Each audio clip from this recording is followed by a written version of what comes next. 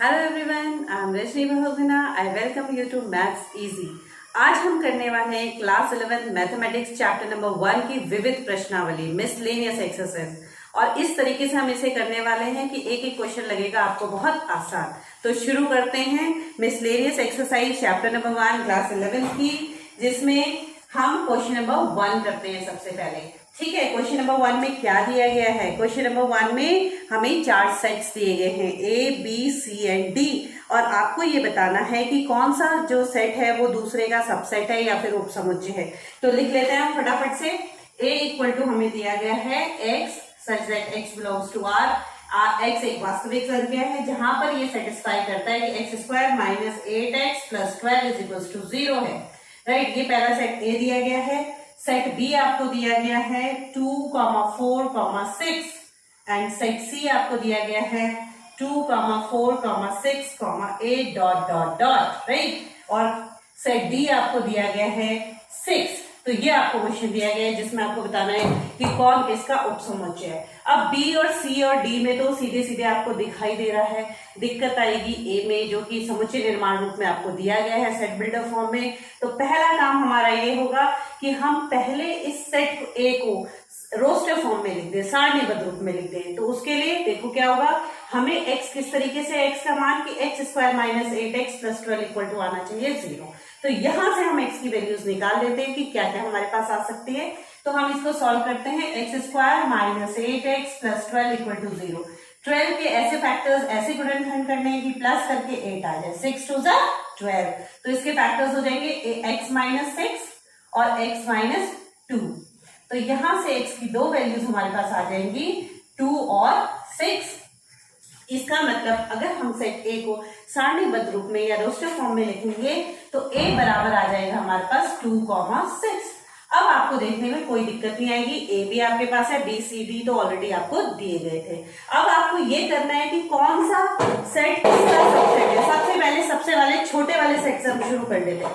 सबसे छोटा सेट ये है हमारा, जिसमें एक ही सिंगल टर्म सेट है। तो देख लो 6 कहाँ कहाँ है। 6 ये दिखाई दे रहा है, यहाँ भी 6 दिखाई दे रहा है, यहाँ भी 6 दिखाई दे रहा है, यहाँ भी 6 दिखाई दे रहा है। यानी कि D सभी सेट्स का सबसेट है। तो पहला जो आप लिखोगे, D is a subset of B। D B का उपसमुच्चय है, D C का भी उपसमुच्चय है और D A का भी उपसमुच्चय है। तो D के बारे में तो आपने बता दिया। अब दूसरा सबसे छोटा सेट कौन सा दिखाई दे रहा है? A। तो इसमें आप देखिए 2, 6। तो 2 और 6 किस किस सेट के अंदर प्रेजेंट है?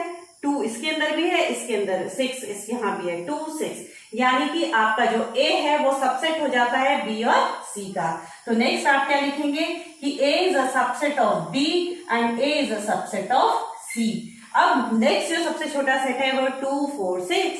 अब ये तीनों एलिमेंट्स कौन से सेट में प्रेजेंट है देखो तो जरा। ये है हमारे C के अंदर प्रेजेंट, यानी कि B किसका सबसेट हो जाता है? C का। तो B is a subset of C। मेरे ख्याल से क्वेश्चन नंबर 1 क्लियर हो गया होगा। अब चलते हैं क्वेश्चन नंबर 2 की तरफ। तो क्वेश्चन नंबर 2 में हम देखते हैं। क्वेश्चन नंबर 2 में आपको क्या दिया गया है? क्वेश्चन नंबर 2 में आपको 6 स्टेटमेंट्स दिए गए हैं जो कि आपको बताने हैं सत्य है या असत्य है। अगर सत्य है तो आपको उसको प्रूव करना है, असत्य है तो आपको एक उदाहरण देके समझाना है कि ये असत्य है।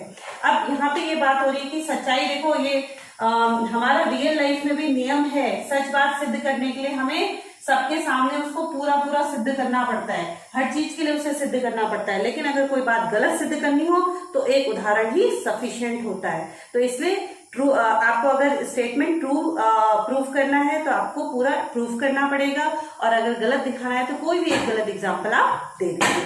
तो इसका पहला पार्ट हम देख लेते हैं, उसमें क्या दिया गया है। हम कर रहे हैं क्वेश्चन नंबर 2 का first part. Right, question number first में पार्ट में दिया गया है कि अगर यदि x belongs to A, if x belongs to A and A belongs to B, then तो क्या दिया गया? ये दिखा रहा है कि x belongs to B। आपको ये बताना है कि ये सही है या गलत है। ये कह रहा है अगर x belongs to A है, if x belongs to A and A belongs to B, तो क्या इन दोनों से हमारे पास ये रिजल्ट आ रहा है कि x belongs to B। सबसे पहली बात, यहाँ पे बिलोंग्स टू वर्ड का मतलब पहले वीडियोस में भी मैंने क्लियर किया, यहाँ भी मैं बताऊंगी। ये जब भी इस तरीके का इस बिलोंग्स टू का साइन का यूज होता है, इसका अर्थ ये है कि इधर लिखा गया जो भी एलिमेंट है वो इसका एक अवयव है, एलिमेंट है, राइट। और जब हमारा सबसेट का साइन का यूज होता है इस तरीके का, उसका अर्थ ये होता है कि उपसमुच्चय है। तो यहाँ पे हमें ये समझ में आ रहा है कि x a का क्या है, एक एलिमेंट है। यहाँ पे a सेट जो है पूरा का पूरा सेट ही इस b का एलिमेंट है। तो क्या x बिलोंग्स टू b होगा? तो ये क्या कह रहा है कि x भी क्या जो है b का एलिमेंट होगा? तो मेरे हिसाब से तो बिल्कुल गलत है, इसको मैं दिखाऊंगी उदाहरण से। अब आप देखिए x, सपोज a आपने ले लिया, a इक्वल्स टू आपने ले लिया 1,2, राइट। अब 1,2 आपने यहाँ पे ले लिया है। अब यहाँ पे मैं x को लेके चलती हूँ कि 1 है, राइट। तो 1 a के अंदर है, ठीक। अब ये पूरा का पूरा सेट A यानी कि 1,2 जो है B का एक एलिमेंट के रूप में होगा। तो B का सेट जो मैं ले रही हूँ इस तरीके से ले लूँ, मतलब इसमें एक एलिमेंट तो ये पूरा का पूरा सेट है, दूसरा एलिमेंट सपोज मैंने ले लिया 3। तो अब आप देखिए क्या ये जो x था, ये 1 था, ये इसके अंदर प्रेजेंट है as a element? As a element इसके अंदर प्रेजेंट नहीं है। ये पूरा का पूरा सेट है, ये पूरा का पूरा एक एलिमेंट एक अवयव की तरह काउंट होगा। तो ये पूरा का पूरा तो इसके अंदर एक अवयव है, लेकिन 1 सिंगल इसके अंदर अवयव नहीं है। तो यहां से हमने प्रूव कर दिया कि 1 does not belongs to B। तो गलत दिखाने के लिए आप इसको लिखोगे कि दिया गया कथन असत्य है, given statement is false and this is the example where we can show that it is false. ये हमने उदाहरण दे दिया, ये गलत है। यहाँ पे आप लिखोगे फॉल्स, राइट। तो ये फॉल्स था, इसलिए हमने इस तरीके से दिखा दिया। अब इसका दूसरा पार्ट हम देख लेते हैं। दूसरे पार्ट में क्या कह रहा है? दूसरे पार्ट में ये कह रहा है कि A B का सबसेट है और B एक एलिमेंट है C का।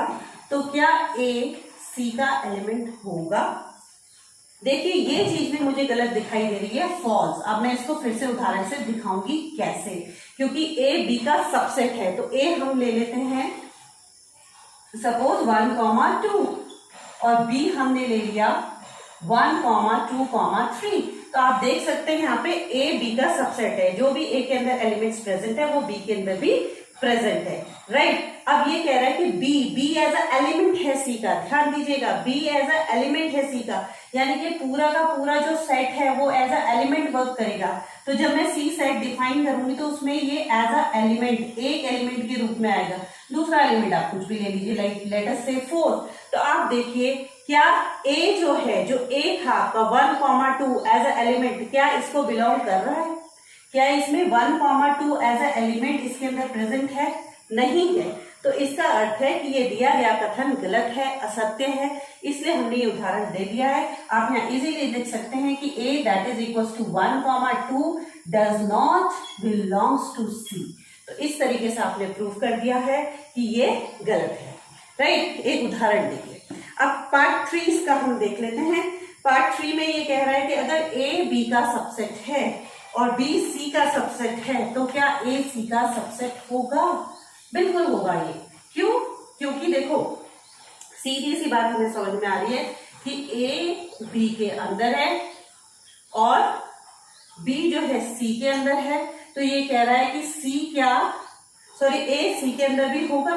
अब देखो इस तरीके का आप इसमें वेन डायग्राम से इजीली इसको समझा सकते हैं। वेन डायग्राम बना लीजिए आप इसका। मैं ये कहूंगी आप इन क्वेश्चंस में जहां तक हो मैक्सिमम वेन डायग्राम्स का अगर यूज कर लेते हैं तो बहुत ही बढ़िया है। यहां से आप देखो, वैसे हम इसको एल्जेब्रिकली भी दिखा सकते हैं, लेकिन मैं दोनों से आपको बता देती हूँ। वेन डायग्राम से अगर आप ऐसा करते हैं तो क्या होगा, आपने A सेट बनाया, उसके बाहर B होगा क्योंकि B के अंदर ही A है, देखिए, और B किसके अंदर है? C के अंदर है। तो ये सेट कुछ इस तरीके से होगा। क्यों? क्योंकि A B के अंदर और B C के अंदर। तो आप देखिए जब A B के अंदर आ रहा है, B C के अंदर आ रहा है, तो A तो ऑटोमेटिकली C के अंदर आ ही रहा है। तो ये कथन हमारा हो गया सत्य। तो आप इसको वेन आरेख से इस तरीके से भी दिखा सकते हैं, या फिर आप देखो सबसेट दिखाने का तरीका कैसा है एल्जेब्रिकली, वो भी हम सीख लेते हैं। अगर मुझे देखो ये दो स्टेटमेंट मुझे दिए गए हैं, इनकी हेल्प से मुझे ये दिखाना है कि A जो है C का सबसेट है। तो अगर हमें किसी एक समुच्चय को दूसरे का उपसमुच्चय दिखाना होता है तो उसका तरीका क्या है, उसको हम समझ लेते हैं। उसका तरीका ये होता है कि हम कोई भी एक अवयव या फिर कोई भी एक एलिमेंट इस A के अंदर ले लेते हैं और उसको ये दिखाते हैं कि वो C के अंदर भी है। अगर कोई भी रैंडमली उठा के कोई भी एलिमेंट A के अंदर जो आपने दिखाया था वो C के अंदर भी आ रहा है, इसका मीनिंग ये है कि सारे के सारे एलिमेंट ए के सी के अंदर आ रहे हैं, तो ए हो जाएगा सी का सबसेट। तो आप इसको लिखेंगे कैसे, let A be any, any मतलब रेंडमली कहीं से भी उठा के, हिंदी में आप लिखेंगे माना कि ए कोई भी बात कर रहे हैं, एनी एलिमेंट या फिर अवयव, किस तरीके से जो ए के अंदर आपने ले लिया है। अब ए अगर ए के अंदर है, ध्यान दीजिएगा, ए के अंदर है तो यहाँ पे ए बी का सबसेट है, यानी कि जो ए के अंदर होगा इस स्टेटमेंट के अनुसार वो बी के अंदर भी होगा। तो यानी कि अगर ए के अंदर है स्मॉल ए, तो ए बी के अंदर भी होगा ही होगा, ठीक है। लेकिन ये बी किसके अंदर मौजूद है, सी के अंदर, बी का पूरा सी के अंदर है, तो यानी कि बी के सारे एलिमेंट सी के अंदर प्रेजेंट है। तो अगर ए बी के अंदर है तो ऑब्वियसली इस स्टेटमेंट यहाँ पे लिखोगे चूंकि since B is a subset of C, तो ए किसके अंदर भी होगा, सी के अंदर भी होगा। तो जो कोई भी ए आपने ए के अंदर लिया था वो कोई भी ए सी के अंदर आ चुका है। इसका मीनिंग ये है दिस इंप्लाइज या देयरफॉर आप लिखेंगे, इसलिए ए जो है सी का सबसेट है। तो आप दोनों में से कोई भी मेथड जो आपको इजी लगे वो यूज कर सकते हो। Okay, now next part of it, part 4 इसमें कह रहा है कि अगर, अब इसका उल्टा कह रहा है, पार्ट 4 में ये कह रहा है अगर बी ए का उपसमुच्चय नहीं है, राइट, इसने इसको उल्टा कह दिया। अगर बी ए का नहीं है, बी सी का नहीं है, तो ये ट्रू होगा क्या? देखो ये हो भी सकता है, नहीं भी हो सकता है, तो ये कोई जरूरी नहीं है कि अगर ए बी का उपसमुच्चय नहीं है या फिर बी सी का उपसमुच्चय नहीं है तो ए बी सी का उपसमुच्चय नहीं होगा। इसको देख लेते हैं, उदाहरण देना हमारे लिए जरूरी हो जाता है। तो हमने जैसे सपोज ए को ले लिया मैंने 1,2, ठीक है, या आप सिंपल 1 ले लीजिए, राइट। ए को आपने ले लिया 1, ठीक है, बी को आपने ले लिया 2, 3। अब ये 1 तो बी के अंदर नहीं है तो पहला स्टेटमेंट करेक्ट हो रहा है। अब बी जो है सी के अंदर भी मौजूद नहीं है, तो सी को सपोज मैंने ले लिया सी को मैंने ले लिया 3, मुझे लेना नहीं है, मैंने ले लिया 1,4, ठीक, 1,4 ले लिया मैंने सी। अब देखो बी सी का सबसेट तो नहीं है, बी के सारे एलिमेंट यहाँ प्रेजेंट नहीं है ना, लेकिन आप देखिए कि ए जो है सी का सबसेट आ रहा है क्योंकि ए का एलिमेंट 1 है जो कि यहाँ प्रेजेंट है। तो इसका मतलब यहां से तो हमारे पास ये आ रहा है कि A is a subset of C. तो ये कथन क्या है, असत्य है या फिर फॉल्स है, जिसके लिए हमने एक उदाहरण दे दिया है कि let A is equal to this, B is equal to this, C is equal to this. तो ऐसा नहीं हो रहा है, जैसे कि मैंने बताया था एक गलत चीज दिखाने के लिए एक ही उदाहरण सफिशिएंट है। तो ये आपने 4th पार्ट भी इसका दिखा दिया। अब 5th पार्ट आप देखेंगे इसका, 5th पार्ट में क्या कह रहा है, 5th पार्ट में कह रहा है ये अगर x बिलोंग्स टू a है और a is not a subset of b, x a के अंदर है लेकिन a b का सबसेट नहीं है, then x belongs to b। तो अगर x a के अंदर है, x b का सबसेट नहीं है, x a b के अंदर होगा तो ये भी है असत्य। इसको भी आप एक उदाहरण से दिखा सकते हैं, ठीक है। कैसे, एक x जो है आप a को कैसे डिफाइन करते हैं, देखो a आप ले लो 1,2 लेट अस सी, ठीक है, और b आपने ले लिया 3,4। अब देखो आप a b का सबसेट नहीं है, 1 2 यहाँ दिखाई नहीं दे रहे, ठीक है, ये दो स्टेटमेंट ठीक है। अब x कोई भी जैसे 1 में a के अंदर ले लेती हूँ तो क्या वो b के अंदर है, बिल्कुल भी नहीं है 1 b के अंदर, b के अंदर तो 3 और 4 है। तो इसका मतलब ये जो है हमारा सत्य है। तो ये भी हमने एक उदाहरण यहाँ पे दे दिया है। तो अब इसका जो लास्ट पार्ट है, पार्ट 6, उसमें क्या कह रहा है, a is a subset of b। Last part भी हम इसका देख लेते हैं। अगर आप इसको थोड़े से लॉजिकल माइंड से देखोगे तो कुछ भी डिफिकल्ट नहीं है, बहुत आसान है सब कुछ, देखने में जरूर डिफिकल्ट लग रहा है। ओके, तो इसका 6th पार्ट हम देख लेते हैं। 6th पार्ट में क्या है, 6th पार्ट में आपके पास है कि if a is a subset of b, यदि a b का सबसेट है, उपसमुच्चय है, and x does not belong to b, एक x जो b को बिलोंग नहीं कर रहा है, तो x क्या a को भी बिलोंग नहीं करेगा। तो ये बात तो मुझे सही से दिखाई दे रही है। फिर से हम बना लेते हैं वेन डायग्राम, बिलोंग नहीं करेगा, ठीक है, इसके लिए बना देते हैं हम वेन डायग्राम। वेन डायग्राम, ये आगे ये यूनिवर्सल सेट बनाया, ये मैंने अंदर सेट A बनाया, बाहर सेट B बनाया। अंदर A क्यों बनाया, क्योंकि A जो है B के अंदर ही है। अब आप देखो ये कह रहा है कोई एलिमेंट अगर B के अंदर नहीं है, इस पूरे के पूरे B के अंदर नहीं है, ये कहीं बाहर है X, तो क्या ये ए के अंदर हो सकता है? नहीं हो सकता। तो यहाँ पे आप लिख सकते हैं कि वेन आरेख से साफ दिखाई दे रहा है कि अगर हमारा x b के अंदर नहीं है तो वो a के अंदर भी नहीं होगा। तो ये स्टेटमेंट जो है आपका ट्रू है या फिर सत्य है, राइट। तो इस तरीके से हमने क्वेश्चन नंबर 2 के 6 पार्ट्स कर लिए हैं। अब आते हैं हम क्वेश्चन नंबर 3 पे। ओके, क्वेश्चन नंबर 3 में क्या कहा जा रहा है? क्वेश्चन नंबर 3 में ये कहा जा रहा है कि आपके पास 3 समुच्चय दिए गए हैं। क्वेश्चन नंबर 3 में A दिया गया है, B दिया गया है और C दिया गया है। साथ ही ये दिया गया है कि A यूनियन B जो है A यूनियन C के बराबर है, ये दिया गया है आपको, ठीक है। और एंड A इंटरसेक्शन B जो है A इंटरसेक्शन C के बराबर दिया गया है। और आपको शो करना है, आपको सिद्ध करना है, शो दैट, सिद्ध करना है आपको कि B बराबर C है। अब यहाँ पे हम समझ लेते हैं कि अगर दो सेट्स हमें बराबर दिखाने होते हैं तो उसका तरीका क्या है। हम ये तो सीख ही चुके हैं कि एक सेट को दूसरे का सबसेट या फिर उपसमुच्चय दिखाना है तो उसको दिखाने का तरीका यही है कि कोई भी एक एलिमेंट हम इसके अंदर ले लेते हैं और उसको दिखाते हैं कि वो सी के अंदर भी है, तो हम ये प्रूफ कर पाते हैं कि बी सी का सबसेट है, ठीक है।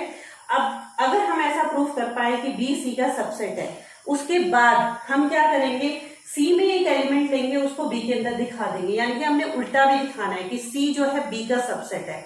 तो दो सेट जब एक दूसरे के सबसेट होते हैं या उपसमुच्चय होते हैं तो उसकी कंडीशन सिर्फ एक ही होती है कि दोनों होते हैं बराबर। तो इसलिए मैं ये कह रही हूं कि अगर आपको B बराबर C दिखाना है तो उसके लिए आपको दो चीजें दिखानी होंगी। एक बार आपको ये दिखाना होगा कि B C का सबसेट है और दूसरी बार आपको ये दिखाना पड़ेगा कि C B का सबसेट है। और दोनों इक्वेशन से आप ये लिखेंगे कि दोनों को मिला के हमारे पास रिजल्ट ये आता है कि B इक्वल टू C है। तो शुरू करते हैं। पहले B को मैं ले लेती हूँ, तो इसका सॉल्यूशन या फिर इसका हल आप देखेंगे।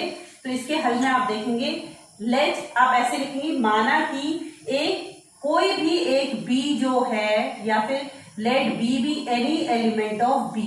एक B आपने B के अंदर ले लिया, कोई भी, ये शब्द जरूर आप यहाँ पे लिखेंगे कि माना कि B कोई भी एक अवयव B के अंदर है। Let B be any element present in B, right. तो B ये आ गया आपके पास, ठीक है। अब अगर B के अंदर है तो B जो है आपका A यूनियन B के अंदर भी होगा ही होगा, हाँ या ना। क्योंकि हमें मालूम है कि दो सेट्स को जब हम यूनाइट करते हैं, दोनों को मिला देते हैं, तो B के सारे एलिमेंट इसके अंदर होते हैं। तो अगर ये B के अंदर है तो A यूनियन B के अंदर भी होगा ही होगा। लेकिन हमारी इस इक्वेशन, इसको आप 1 ले लीजिए, इस 1 से हमारे पास क्या कंडीशन आएगी, बाय 1 या 1 से हमारे पास क्या कंडीशन आएगी कि A यूनियन B किसके बराबर है, A यूनियन C के।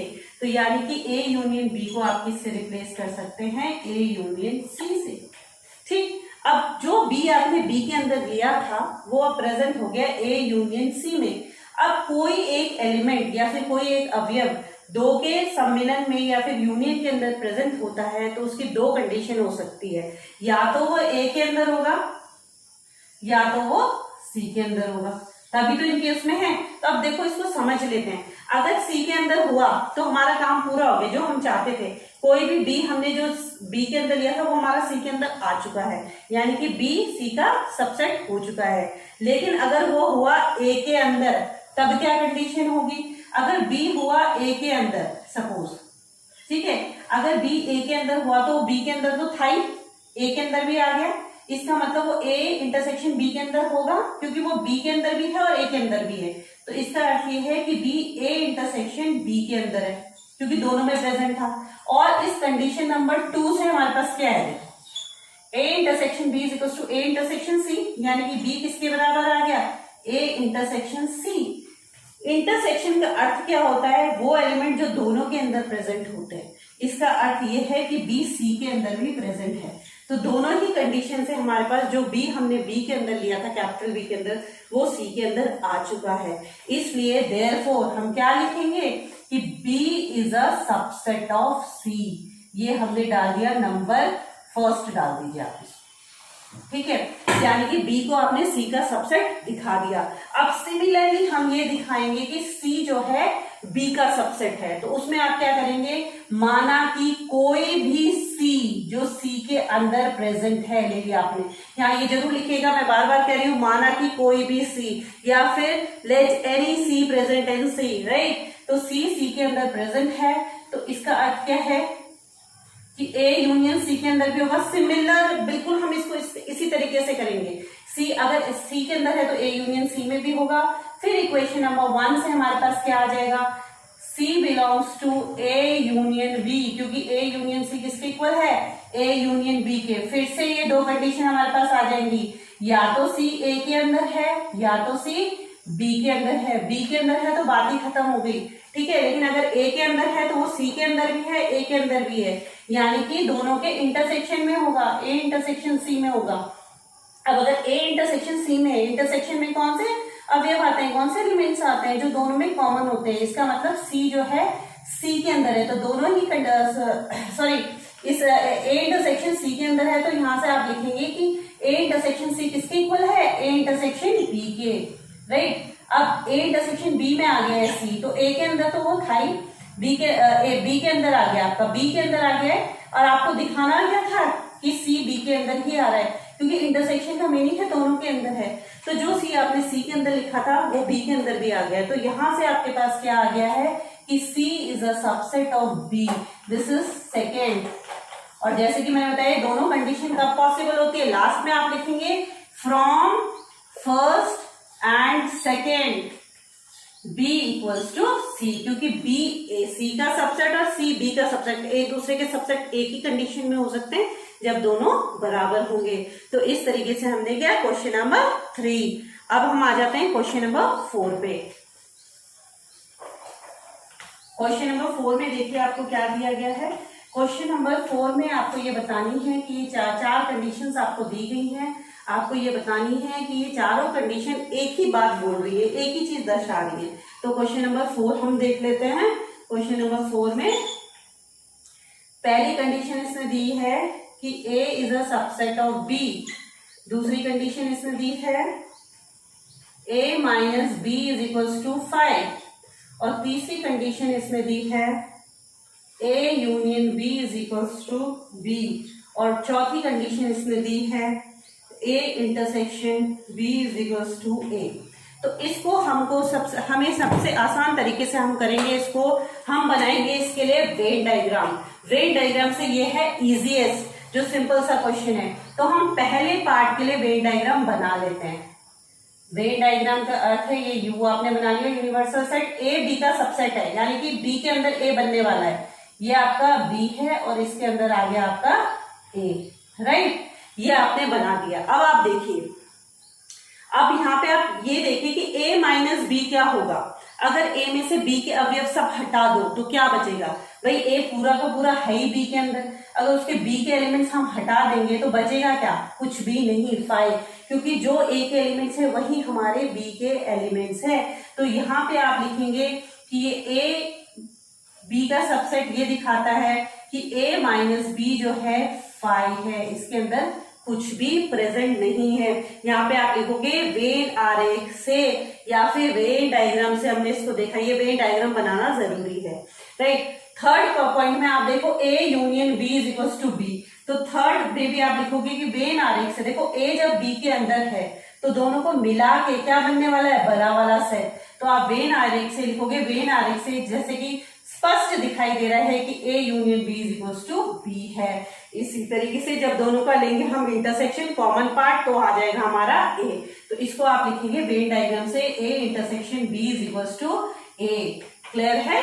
इस तरीके से आप ये वेन डायग्राम यहाँ पे बना देंगे तो हम यहाँ लिख देंगे सीधे से कि वेन आरेख से ये स्पष्ट है इस तरीके से कि ये सारी कंडीशंस एक ही है। ओके, अब आ जाइए आप क्वेश्चन नंबर 5 पे। वेन डायग्राम से ये क्वेश्चंस बहुत इजी हो जाते हैं क्योंकि क्लियरली पिक्चर में दिखाई देता है, राइट। अब क्वेश्चन नंबर 5 हम देख लेते हैं। क्वेश्चन नंबर 5 में हमें ये दिया गया है कि show that if A is a subset of B, A B का सबसेट है, तो हमें दिखाना क्या है, शो करना है कि C minus B is a subset of C minus A। Right. तो इसको भी आप बनाएंगे, दिखाएंगे वेन डायग्राम से। ये दिया गया है, देखो ए बी का सबसेट है, तो वेन डायग्राम हम यहाँ पे बना लेते हैं, राइट। ये हमने बना दिया वेन डायग्राम। ये मैंने बनाया ए, ये बी इसके बाहर मैंने बना दिया, और ये बना दिया मैंने सी, राइट। अब देखो तुम यहाँ पे, अब मैं ये कहूंगी कि क्लियरली दिखाने के लिए आप दो वेन डायग्राम सिमिलरली ऐसे ही बना दीजिए। ए आपने ये बनाया, इसके बाहर बनाया बी, मैं बताऊंगी कि दो क्यों हम बना रहे हैं। ये आपने बना दिया सी। ये दो हम इसलिए बना रहे हैं कि हम क्लियरली दिखा पाएंगे सी माइनस बी क्या आ रहा है और सी माइनस ए क्या आ रहा है। अब आप देखिए कि सी माइनस बी क्या आ रहा है। इस पूरे के पूरे सी में से अगर मैं बी के एलिमेंट्स घटा दूं तो ये वाला सेट मेरे पास आता है, राइट। और अगर हम सी माइनस ए करें, सी में से ए के एलिमेंट्स घटा दें, यानी कि ये ए वाला पार्ट घटाना है हमको, तो ये वाला सेट हमारे पास आ रहा है, राइट। तो आप देख रहे होंगे कि ये वाला सेट इसके अंदर तो है ही है प्रेजेंट। आप यहाँ पे दिखा सकते हैं, लिख सकते हैं कि ये सी माइनस बी है और ये कंप्लीटली सी माइनस ए है। तो यहां से हमें समझ में आ रहा है कि सी माइनस ए के अंदर ही हमारा सी माइनस बी है। तो आप यहां से ये दो डायग्राम बना के लिख सकते हैं कि वेन आरेख द्वारा C minus B is a subset of C minus A. ये दो इससे अलग अलग बना दिए हैं कि साफ दिखाई दे, नहीं तो आप एक ही डायग्राम में भी इस तरीके से बना सकते थे और इसको ऐसे ऐसे दूसरे शेड से बना सकते थे। आप ऐसा भी बना सकते हैं, या अगर एक ही डायग्राम में बनाना चाहें तो ये वाला जो है इसको आप ऐसे बना सकते थे। तो ये साफ दिखाई देता कि ये वाला सेट आपका सी माइनस बी है, राइट। ये वाला सेट सी माइनस बी और ये कंप्लीट जो ऐसा वाला आ रहा है, तो ये वाला आपका सी माइनस ए है। तो दिखाई दे रहा है आपको कि सी माइनस ए के अंदर ही सी माइनस बी है। ओके, तो इस तरीके से आपने क्वेश्चन नंबर 5 कर दिया है। अब आ जाइए आप क्वेश्चन नंबर 6 पे। क्वेश्चन नंबर 6 में हम देख लेते हैं क्या दिया गया है। क्वेश्चन नंबर 6 में ये कह रहा है कि अज्यूम, आपको ये अज्यूम करना है कि पीए बराबर पीबी दिया गया है। दो पावर सेट्स आपको दिए गए हैं, पावर सेट्स घात समुच्चय दिए गए हैं जो कि बराबर हैं। आपको शो करना है, दिखाना है कि ए बराबर बी है, ठीक है। बराबर दिखाने का तरीका फिर से वही है जो मैंने बताया था। एक कोई एलिमेंट ए के अंदर लिखेंगे तो आप इसका जब सॉल्यूशन करेंगे तो वही लिखेंगे, माना कि कोई एक अवयव ए जो ए के अंदर मौजूद है, या फिर for A any A present in A, ठीक है। अब ए के अंदर प्रेजेंट है तो अगर मैं इसे सेट के फॉर्म में लिख दूं तो ऑब्वियसली बात है इसके पावर सेट के अंदर होगा, राइट। अगर पावर सेट के अंदर घात समुच्चय के अंदर है तो इसका मतलब, और यहाँ से आपके पास इस कंडीशन से P A is equal to P B है, तो यहाँ से इसको आप ऐसे लिख सकते हैं पी बी, राइट। तो इसका अर्थ क्या है, ए बी के अंदर होगा। तो जो ए के अंदर आपने लिया था वही ए बी के अंदर आ गया। इसका अर्थ क्या है कि A is a subset of B. इसके बाद आप सिमिलरली करके भी लिख सकते हैं, सिमिलरली या फिर इसी प्रकार से, या फिर इसी प्रकार से यहाँ पे लिखेंगे, इसी प्रकार से बी आ जाएगा सबसेट ऑफ ए, ठीक है। और फिर फ्रॉम फर्स्ट एंड सेकेंड, बिल्कुल सेम इसी तरीके से आप करेंगे, फ्रॉम फर्स्ट एंड सेकेंड, या फिर आप सिमिलरली भी लिख सकते हैं इसी प्रकार से, दोबारा करने की जरूरत नहीं है। फ्रॉम फर्स्ट एंड सेकेंड, या फिर पहले और दूसरे से आपके पास क्या आ जाएगा, ए बराबर बी। इस तरीके से आपने इजीली क्वेश्चन नंबर 6 कर दिया है। अब आ जाइए आप क्वेश्चन नंबर 7 पे। क्वेश्चन नंबर 7 में ये पूछ रहा है, एक स्टेटमेंट इसने दिया है और ये कह रहा है कि ये सही है या गलत है। जो भी आप कहोगे सही या गलत, उसको आपको बताना भी है कि कैसे ये सही है या गलत है। जस्टिफाई योर आंसर, आपको जो भी आंसर आप देंगे उसको जस्टिफाई ही करना है। तो ये हम देख लेते हैं। ये इसने दिया है कि power set of A union power set of B is equal to power set of A union B. घात समुच्चय ए का उसका अगर हम सम्मिलन ले बी से तो वो इसके बराबर है या नहीं आपको बताना है। तो मैं ये कह रही हूँ कि आंसर इज नो, नहीं है ये। लेकिन क्यों नहीं है, अब इसका हम एक उदाहरण ले लेते हैं। ए सेट मैंने ले लिया 0 1, देखो गलत दिखाने के लिए उदाहरण भी सफिशिएंट है। जैसा कि मैंने कहा था बी हमने ले लिया 1, 2। अब आप देख लीजिए आसानी से, पी ए बनाइए, पावर सेट ऑफ ए में सारे के सारे उपसमुच्चय आ जाएंगे। तो हमें मालूम है कि इसके सारे के सारे सबसेट क्या होते हैं, एक फाई, और ये सेट खुद तो होता ही होता है, राइट। और बाकी बचे हुए, बचा हुआ क्या 0 1। ठीक है, ये तो बन गया आपका पावर सेट ऑफ ए। इसी प्रकार आप बनाइए पावर सेट ऑफ बी। तो 5 और ये खुद तो आएगा ही आएगा, और बचा हुआ 1 2 आ गया अपना। ठीक है, अब आप निकालिए ए यूनियन बी। अगर मैं ए यूनियन बी निकालती हूं तो मेरे पास आ जाएगा 0 1 दोनों में कॉमन है 2, ये आ गया। अब इसका अगर आप पावर सेट निकालते हैं तो आपके पास 5 और ये सेट खुद तो आएगा ही आएगा, होगा कि नहीं होगा। और बाकी बचा क्या, सिंगल सिंगल तो ये सारे आ ही जाएंगे यहाँ पर, फिर 2 2 के फॉर्म में 0 1 0 2 और 1 2 यही आएंगे आपके पास। तो आप देखिए अगर इन दोनों को मैं मिला दूं, इन दोनों का यूनियन लूं, तो ये सारे के सारे y आ जाएगा, 0 1 ये आ जाएगा। तो क्या ये दोनों बराबर आ रहे हैं? इन दोनों को अगर मैं मिला भी देती हूँ तो हमारे पास आप देख रहे होंगे कि ए यूनियन बी में तो 0 1 2 आ रहा है, जो कि यहाँ कहीं प्रेजेंट ही नहीं है। तो यहीं से हमें समझ में आ रहा है कि पी ए यूनियन बी जो है, पी बी जो है वो इसके बराबर नहीं है, राइट। क्योंकि आप देख रहे होंगे कि ये तो इन दोनों में अगर हम दोनों को मिला भी दे तो 0 1 2 तो कहीं प्रेजेंट है ही नहीं, तो इसका मतलब ये बराबर नहीं है। इस तरीके से हमने किया क्वेश्चन नंबर 7। अब करिए आप क्वेश्चन नंबर 8।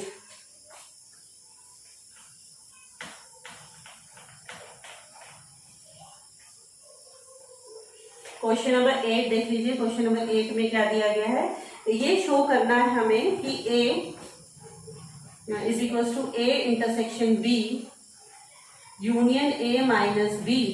पहला आपको प्रूफ करना है, और दूसरी चीज आपको प्रूफ करनी, एंड करके लिखा हुआ है वैसे इसमें, और क्या प्रूफ करना है कि A union B minus C B minus A बराबर है A यूनियन B का। तो बेस्ट है वेन डायग्राम। वेन डायग्राम बनाइए आप, वेन डायग्राम से सब क्लियर हो जाएगा।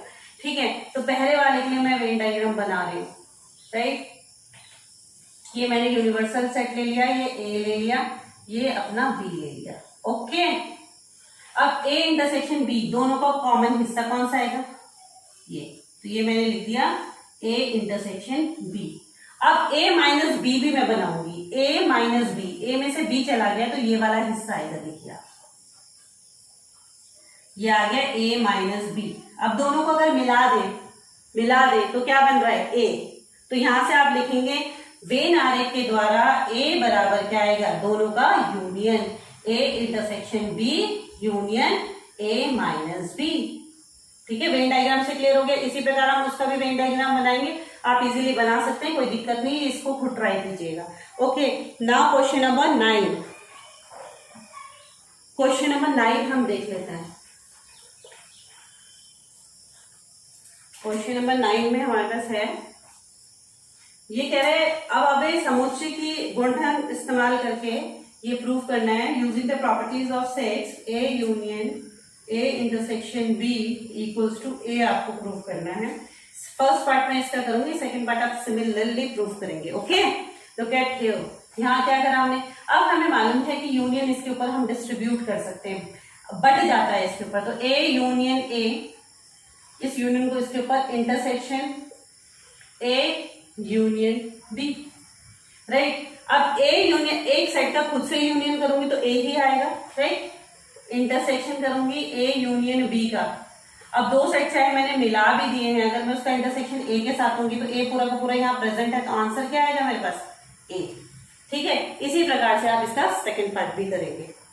ओके, यहाँ पे आप लिख देंगे डिस्ट्रीब्यूटिव लॉ। ठीक है, okay. Now question number 10। Question number 10 में दिया गया है, आपको प्रूफ करना है क्वेश्चन नंबर 10 में। देखिए, क्वेश्चन नंबर 10 में आपको प्रूफ करना है कि A intersection B is equal to A intersection C अगर दिया गया है आपको, तो इसका मतलब ये नहीं है कि बी बराबर सी होगा ही होगा। इसका मतलब ये नहीं है कि अगर A intersection B A intersection C के बराबर है तो बी बराबर सी हो, ये जरूरी नहीं है। गलत दिखाने के लिए एक उदाहरण मैंने देखो ले लिया है। यहाँ पे ए बराबर मैंने ले लिया है 1,2 और बी बराबर मैंने ले लिया है 2,3। ये एग्जाम्पल्स आपके अलग भी हो सकते हैं, जरूरी नहीं है कि आप एक ही एग्जाम्पल्स आप लीजिएगा, आप कुछ दूसरे एग्जाम्पल्स भी ले सकते हैं, राइट। अब आप देख लीजिए अगर आप A इंटरसेक्शन B निकालते हैं, दोनों का इंटरसेक्शन निकालते हैं, तो आपका आंसर आता है 2, राइट। A इंटरसेक्शन B का आंसर आता है 2, और ऐसे ही A इंटरसेक्शन C, इन दोनों में कॉमन क्या आ रहा है, 2 आ रहा है। A इंटरसेक्शन C भी निकालते तो आता है 2, तो ये दोनों तो बराबर आ रहे हैं।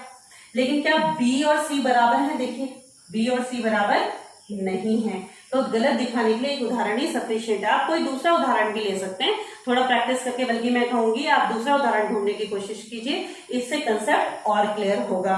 ओके, अब देखते हैं क्वेश्चन नंबर 11। क्वेश्चन नंबर 11 में हमें दिया गया है कि A intersection X is equal to B intersection X है, जो कि 5 के बराबर है, और A union X is equal to B union X है, और आपको दिखाना है कि A बराबर B है। अगर आप देखें तो इस क्वेश्चन में आपको हिंट भी दी गई है, उस हिंट का हम यूज कर लेते हैं। ये क्वेश्चन नंबर जो है आपका 9th में आपने प्रूव ऑलरेडी कर चुके हैं कि A बराबर आपने ले लिया A intersection A union X, right, जो आपका सेकेंड हिंट दी गई है आपको, इसी हिंट का हम यूज भी कर रहे हैं यहाँ पे। अब यहाँ पे आपने ये ले लिया, अब आपको मालूम है कि A यूनियन X किसके बराबर है, इसको आप 1 ले लीजिए, इसको 2 ले लीजिए, 2 से आपके पास A यूनियन X किसके बराबर है, B यूनियन X के, राइट।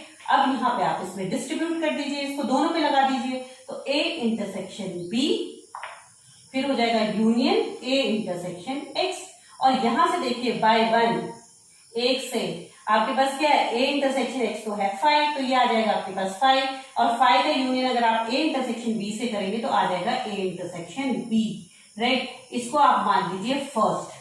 अब इसी तरीके से हम लिखेंगे इसको B के लिए भी, तो B के लिए आप क्या लिखेंगे, B is equal to B union B, B intersection B union X, right. अब आपको मालूम है कि B यूनियन X की जगह आप लिख सकते हैं A यूनियन X। अब आप इसको डिस्ट्रीब्यूट कर दीजिए, B intersection A union B intersection X। अब B इंटरसेक्शन X आपका फर्स्ट से क्या है, 5 है, 5 का अगर आप यूनियन इसके साथ लेंगे तो आपके पास आ जाएगा B इंटरसेक्शन A, और आपको मालूम है कि A इंटरसेक्शन B बोलो चाहे B इंटरसेक्शन A बोलो, दोनों का मतलब सेम ही है। इसका मतलब फर्स्ट और सेकंड से हमारे पास A इक्वल्स टू आ गया B। तो फर्स्ट और सेकंड से, आप हिंदी वाले हैं तो हिंदी में लिख लीजिए, इंग्लिश वाले हैं तो इंग्लिश में लिख दीजिए कि फ्रॉम फर्स्ट एंड सेकंड, या फिर फर्स्ट और सेकंड से आपके पास A बराबर आ गया B। तो इस तरीके से हमने क्वेश्चन नंबर 11 को भी इजीली प्रूव कर दिया है। अब आ जाइए आप क्वेश्चन नंबर 12 पे।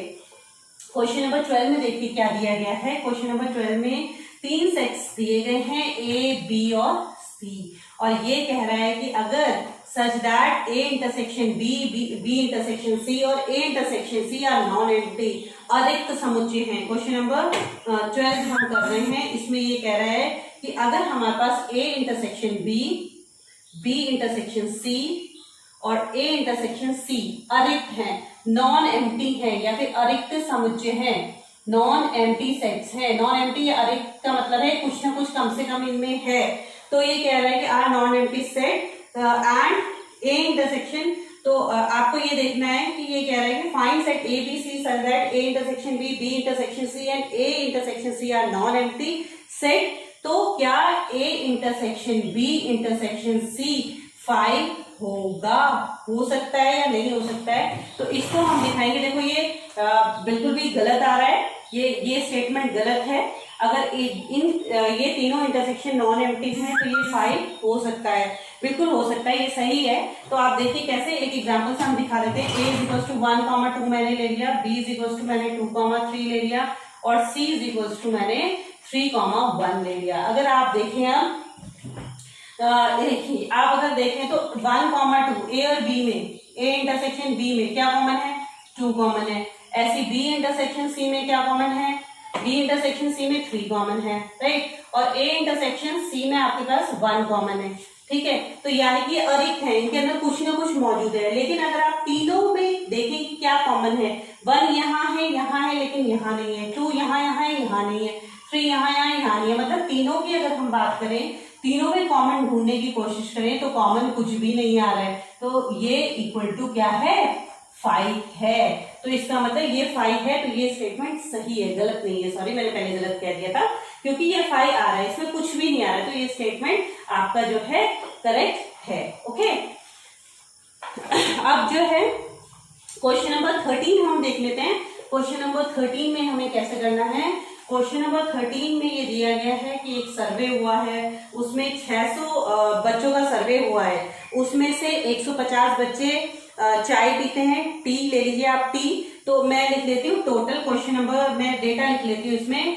टोटल जो स्टूडेंट्स हैं, कुल छात्र जो हैं, टोटल स्टूडेंट्स दिए गए हैं हमें 600, मतलब सब टोटल 600 है, जिसमें से कि 150 पीपल जो है 150 स्टूडेंट्स हैं जो उनको टी पसंद है, राइट। तो टी यानी कि एन टी दिया गया है, टी कितने लोगों को पसंद है, 150 स्टूडेंट्स को, राइट। और B2 भी taking tea and 225 taking coffee, coffee कितने लोगों को पसंद है, 225। और 100 were taking both T and coffee, और टी और कॉफी दोनों जो ले रहे हैं वो 100 हैं। तो आपको ये बताना है कि found how many students were there neither how many students were taking neither tea और नॉर कॉफी, ऐसे कितने स्टूडेंट्स हैं जो टी भी नहीं ले रहे हैं, कॉफी भी नहीं ले रहे हैं। देखो इस क्वेश्चन को करने के भी दो तरीके, या तो आप वेन डायग्राम बना लीजिए, या तो आप क्या कीजिए कि वो स्टूडेंट्स निकाल लीजिए जो कम से कम टी या कॉफी ले रहे हैं, यानी कि टी यूनियन सी निकाल लीजिए। जो भी आपका आंसर आता है उसको टोटल नंबर ऑफ स्टूडेंट्स से माइनस कर लीजिए, तो आपके पास वो संख्या आ जाएगी जो हमारा ना टी पी रहे हैं ना कॉफी पी रहे हैं। तो पहले हम इसको अलजेब्रा से कर लेते हैं, फॉर्मूले से कर लेते हैं, फिर हम वेन डायग्राम भी देखेंगे इसका। तो आप इसका फॉर्मूले से अगर आप इसको करते हैं तो आप निकालेंगे T union C is equal to N T plus N C minus N T intersection C, ये फॉर्मूला हम जानते हैं। एन टी कितना है आपका 150, एन सी आपका कितना है 225, और ये आपको 100 करना है इसमें से माइनस। तो ये कितना हो रहा है आपके पास, 375 में से 100 गया 275। 275 स्टूडेंट्स ऐसे हमारे छात्र ऐसे जो या तो चाय पीते हैं या तो कॉफी पीते हैं। अब अगर आपको ये लिखना है वो छात्र जो नीदर टेकिंग कॉफी और नीदर टेकिंग टी, जो कॉफी भी नहीं ले रहे टी भी नहीं ले रहे हैं, जो छात्र कॉफी भी नहीं पी रहे टी भी नहीं पी रहे हैं, not taking T and coffee, T और कॉफी कुछ भी नहीं ले रहे हैं, वो जो स्टेटमेंट जो दिया गया है उसको आप जरूर लिखेंगे लास्ट में। वो कितने होंगे, टोटल कितने थे 600, जिसमें से 275 तो कुछ ना कुछ पीते ही हैं, तो बाकी आपके पास बचे कितने, इसको सब्ट्रैक्ट कर लीजिए। कितना आ रहा है 325, 10 में से 5 गया 5, 9 में से 7 गया 2 and 5 to 3, 325 students are there who are not taking tea और कॉफी, जो टी भी नहीं ले रहे कॉफी भी नहीं ले रहे हैं। अब वेन डायग्राम हम इसका देख लेते हैं कि वेन डायग्राम हम कैसे बनाते हैं इसका, राइट। वेन डायग्राम बनाने के लिए हमारे पास ये बनाते हैं टी का और ये कॉफी का। टोटल हमारे पास यूनिवर्सल सेट में होते हैं 600, ठीक है, उसको हम बाद में देखेंगे। इसको भरने का तरीका ये होता है कि सबसे पहले छोटा वाला सेट भरेंगे आप, मतलब ये जो कॉमन वाला पार्ट है, तो कॉमन कितना है जो दोनों पी रहे हैं, अगर मैं इसको टी और कॉफी मान लूं तो टोटल है 100 जो दोनों ले रहे हैं, ठीक है। तो 100 आप यहाँ भरेंगे।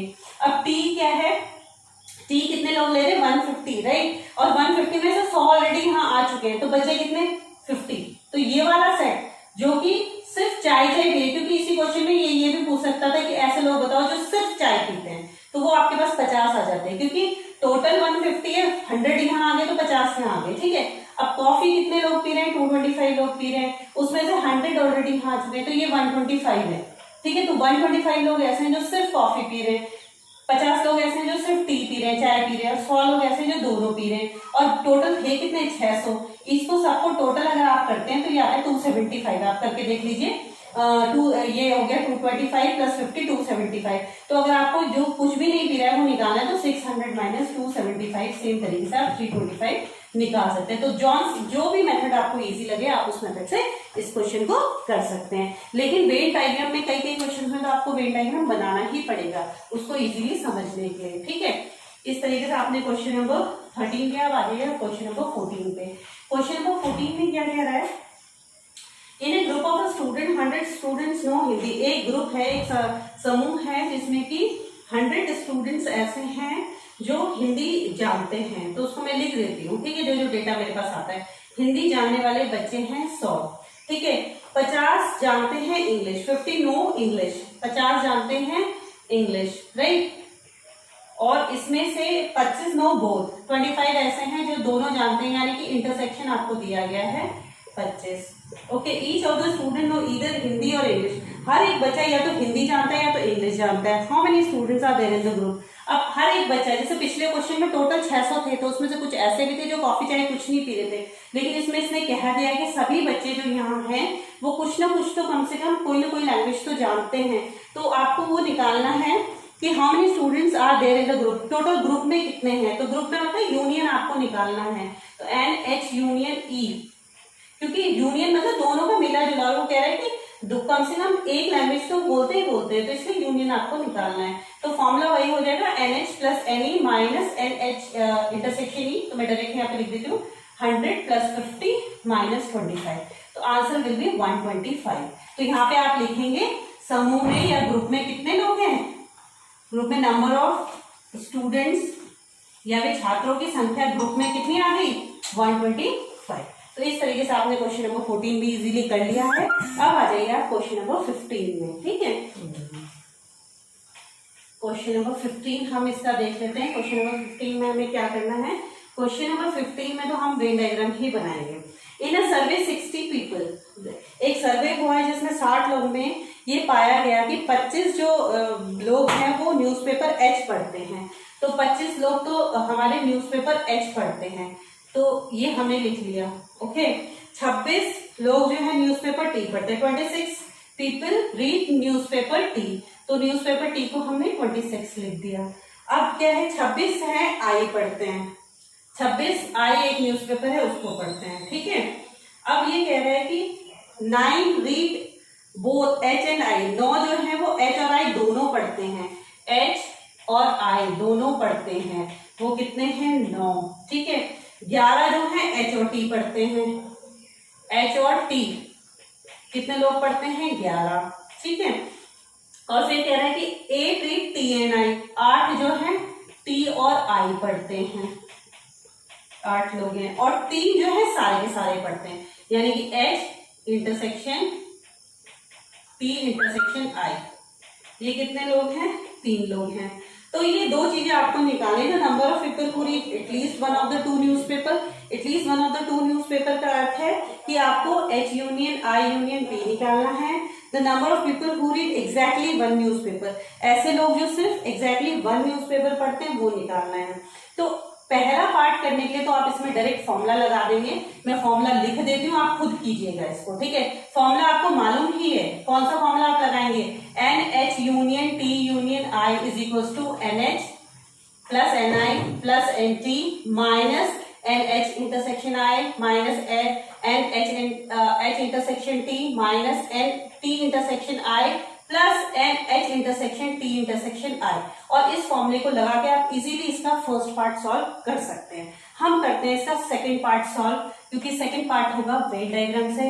वेन डायग्राम हम इसका बना लेते हैं, तो इसका एक अच्छा सा वेन डायग्राम आप बना लीजिए। इसमें 3 सेट्स की बात हो रही है, तो 3 सेट्स में यहाँ पे बना लेती हूँ इस तरीके से, राइट। थोड़ा बड़ा बड़ा बनाइएगा क्योंकि डिजिट्स हमें इसमें लिखनी पड़ेंगी। तो ये मैंने H ले लिया, ये मैंने T ले लिया और ये मैंने I ले लिया। अब देखो इसको भरने का तरीका, सबसे अंदर से ये भरा जाता है।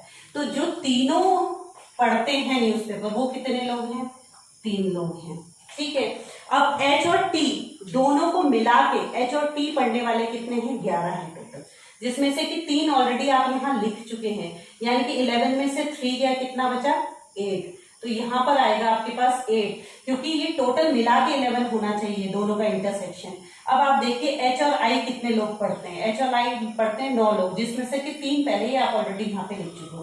तो 9 माइनस 3 यहाँ क्या बचेगा, 6। अब आ जाइए आप T और I पे। T और I कितने लोग पढ़ते हैं, 8 लोग, ठीक है, जिसमें से कि 3 ऑलरेडी यहाँ पे आ चुका है। तो यहाँ कितना बचा, 5। ओके, अब ये आपके पास डेटा आ गया। अब आ जाइए आप बाहर वाले पे। अब यहाँ पे H कितने पढ़ते हैं, 25 लोग H न्यूज़पेपर पढ़ते हैं, लेकिन 25 में से ऑलरेडी देखो ये पूरा का पूरा सेट H है, तो आप इसको पहले कैलकुलेट कर लीजिए। 8 प्लस 3 11 प्लस 6 17 लोग इसमें ऑलरेडी आ चुके हैं। तो बचे कितने, 25 में से 17 गया, कितना बचा, 8। तो ये 8 लोग ऐसे हैं जो सिर्फ H न्यूज़पेपर पढ़ते हैं। और आपको बताना क्या है क्वेश्चन में कि the number of people who read exactly 1 newspaper, तो सब तो आपको निकालने पड़ेंगे। तो 8 लोग ऐसे हैं जो सिर्फ और सिर्फ H न्यूज़पेपर पढ़ते हैं। इसी तरीके से आप T के लिए भी निकाल लीजिए। टी कितना है 26 है, तो आप देख लीजिए यहाँ पे टोटल हो कितना गया, 8 + 3 11 + 5 16 ऑलरेडी यहाँ पे आ चुका है, 26 - 16 10 लोग ऐसे हैं इसमें जो सिर्फ और सिर्फ न्यूज़पेपर टी पढ़ते हैं। अब इसी तरीके से आप आई को भी निकालिए, आई कितना है 26 और ये टोटल ऐड कीजिए, 6 + 9 कितना हो गया, सॉरी 6 + 3 9, 9 + 5 14, तो 14 आप इसमें से सब्ट्रैक्ट कर लीजिए, तो कितना आ गया ये 12। तो 12 ऐसे लोग हैं जो सिर्फ आई न्यूज़पेपर आपके पढ़ते हैं। तो अब जो सिर्फ एक न्यूज़पेपर पढ़ते हैं, सिर्फ एक न्यूज़पेपर पढ़ने वाले कितने हो जाएंगे, 8 + 10 + 12। तो एक ही न्यूज़पेपर पढ़ने वाले, reading only one newspaper, only one, ठीक है, न्यूज़पेपर, वो कितने हो जाएंगे, सबको कर लीजिए आप ऐड, 8 + 10 + 12, तो कितना हो गया 8 + 10 + 12, क्योंकि समझ में आ रहा है, क्योंकि ये सिर्फ वो है जो एच पढ़ते हैं, ये सिर्फ वो है जो टी पढ़ते हैं, ये सिर्फ वो है जो आई पढ़ते हैं, तो एक ही न्यूज़पेपर जो पढ़ता है वो कितने हो गए आपके 12 + 8 20 + 10 30 लोग ऐसे हो गए आपके जो सिर्फ और सिर्फ एक ही न्यूज़पेपर पढ़ते हैं। तो इस तरीके से आपने क्वेश्चन नंबर 15 किया। अब क्वेश्चन नंबर 16 में आप देख लीजिए, एक सर्वे हुआ है जिसमें 21 पीपल लाइक प्रोडक्ट ए, 21 लोग जो ऐसे हैं, क्वेश्चन नंबर 16 अब हम कर रहे हैं, 21 लोग ऐसे हैं जिनको की एक प्रोडक्ट ए है वो पसंद है, ठीक है। तो इस डेटा को क्विकली आप लिख लीजिए। क्वेश्चन नंबर 16 में हमें दिया गया है कि ए प्रोडक्ट को पसंद करने वाले लोग हैं 21, बी प्रोडक्ट को पसंद करने वाले लोग हैं 26 एंड सी प्रोडक्ट को पसंद करने वाले लोग हैं 29। If 14 people like product A and B, अगर 14 लोग ऐसे हैं जिनको ए और बी दोनों पसंद है, और 12 people like product C and A, C और ए जिनको पसंद है वो कितने हैं 12, और बी और सी जिनको पसंद है वो कितने हैं 14, and people like product B and C 8 like all 3 product, और 8 लोग ऐसे हैं जिनको कि सारे के सारे प्रोडक्ट पसंद है, यानी कि and A intersection B intersection C आपको दिया गया है 8, और find how many like product C only, ऐसे लोग कितने हैं जिनको सिर्फ और सिर्फ प्रोडक्ट सी पसंद है। तो इसके लिए आप फिर से बनाएंगे सिमिलर तरीके से वेन डायग्राम जैसे हमने पिछले क्वेश्चन में बनाया, तो क्विकली बना लेते हैं। तो ये हमने बना दिया एक बड़ा सा रेक्टेंगल यूनिवर्सल सेट, इसके अंदर हमने बना दिए ये 3, इनको थोड़ा बड़ा लिखिए क्योंकि डिजिट्स हमें लिखनी है इसके अंदर, तो ये हमने बना दिए ऐसे करके 3, इसको बोल देते हैं प्रोडक्ट ए, इसको बोल देते हैं बी और इसको बोल देते हैं सी। अब देखिए अंदर से भरना आपको शुरू करना है, यहाँ आपने भरा 8 जो तीनों में है कॉमन, अब ए और बी में कॉमन कितना है 14, 14 में से 8 गया 6 यहाँ बचा, ठीक है। अब सी और ए में कितने हैं 12, 12 में से 8 गए 4 यहाँ बचे, ठीक है। बी और सी में कितना है 14, 14 में से 8 गए आपके कितने बचे 6, ठीक है। 14 14 है ना दोनों में, ठीक है। अब ये आपका आ गया। अब ए प्रोडक्ट टोटल कितना था 21 था, इसको ऐड कर लीजिए, 8 और 4 12, 12 और 6 18, 21 में से 18 गए कितने बचे 3, और इसी तरीके से बी को भी निकाल दीजिए। वैसे आपको निकालना है किसके लिए सी के लिए, तो आप सी के लिए निकालिए। सी कितना है 29 है आपका, तो ये कितना हो गया 8 और 4 12 और 6 18, तो 29 में से 18 गए तो आपके कितने बचे 11, तो 11 लोग ऐसे हैं जिनको सिर्फ और सिर्फ प्रोडक्ट सी पसंद है। इसको ना भी निकालो तो कोई फर्क नहीं पड़ता क्योंकि हमें एक्चुअली में इस क्वेश्चन में निकालना ये था। तो आप लिखेंगे the people who like product C only, वो लोग जो सिर्फ सी को पसंद करते हैं वो 11 है, लास्ट में आप ये लिखेंगे। तो इस तरीके से हमने आसानी से ये पूरी की पूरी विविध प्रश्नावली हल कर ली है, पूरी मिसलेनियस एक्सरसाइज सॉल्व कर ली है। Thank you everyone.